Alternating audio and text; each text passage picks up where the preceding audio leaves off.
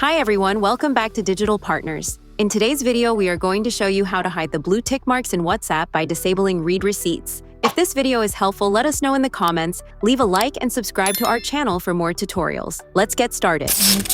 First, open the WhatsApp app on your phone. Once you're inside, tap on the settings icon, located at the bottom right corner of the screen. From the settings menu, tap on Privacy. This will open all your WhatsApp privacy options. Here, look for the option called Read Receipts. To hide the blue tick marks and prevent other people from knowing when you've read their messages, simply turn Read Receipts off. Keep in mind that this setting works both ways. This means you also won't be able to see when other people read your messages. And that's it. Now you know how to hide blue ticks in WhatsApp. We hope this tutorial was helpful. If you have any questions, feel free to drop them in the comments. Don't forget to like, subscribe, and hit the bell so you won't miss our upcoming tutorials. Thanks for watching Digital Partners, and I'll see you in the next video. Bye.